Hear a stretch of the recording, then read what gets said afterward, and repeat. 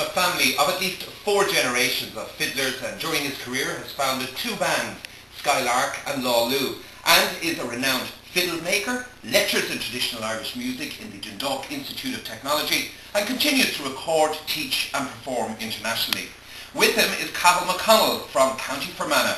Cathal is the longest serving member of the Irish-Scottish band, the Boys of the Lough, and is one of the top flautists and tin whistlers in the country, and again traces those skills back through generations of his family. And now she's in America, with her true love doing well, and she has money at her command. The truth to you I'll tell, she drinks a health to all young men, that by true love are controlled, and to every comely browy girl along the cabin road.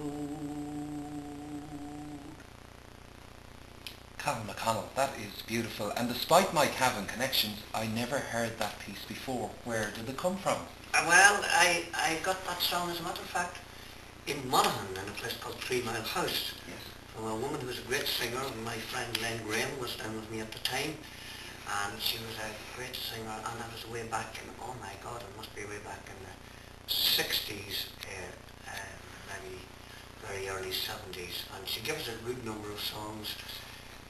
You Lovers All, or the Ballaronian Maid, and The Lovely Green Banks of Moy, and she's just a fantastic voice, and she was a lovely woman, and those are the songs that come from her. I know Cathal a long time, and from my early late teens I suppose, I visited his family home, and they were always very generous and kind to us staying there. But a few years ago we were going down to country with a good friend of mine, Gilles Vigo, a Breton guitarist, and Gilles and I had a programme that we had played together, and Cathal and I had a programme we'd worked up together, but the 2 lads had never met, and we literally picked Gilles up. He was visiting Kevin Caniff, we were working on a project there, and Gilles asked me would it be okay for Cathal to, would Cathal mind if we recorded a few songs for the concert that evening. We were putting on a small concert down at Kinbarra for friends there, and Cathal started singing songs on the way down. I remember thinking it was an important moment. I actually took a few photographs as I was driving, which is what I do. And singing at the same time. Yeah, it was, and Cathal was singing away, and Gilles was recording a few songs, and he'd say, maybe you'd like this one, Gilles, and he'd sing another song, and he'd say, Gilles, that's nice too, and then Cathal would pause for a second and he'd say, maybe you'd like this one, Gilles. And after a while I realised, I said, I haven't heard you sing that song before, and he said, no, I haven't recorded that one. And as we travelled the 3-hour journey, Cathal sang 29 songs on the way down. And the reason why I know that is that when G went off to rehearse a couple of the songs that he'd selected, and I brought Cathal off to a room, and I said, Cathal, he started off and he sang The Illustrious Sons of Ireland, and then he said, yes, then I sang The Cavan Road, then I sang Sweet Ported Down, then I sang The Beauty and Rose, and he had all the songs in his head virtually listed as he sang them. I didn't realise I had as many songs as I had. But, you know, I'm a long time around, you know. I'm in my 60s now, 67. Cathal has been a musician also. I think it lends him an extra additional bonus that he's very aware of melody. And you could write out the words, you could write out the melodies of the songs, but the way Cathal actually sang them and expressed them, I thought was worth recording.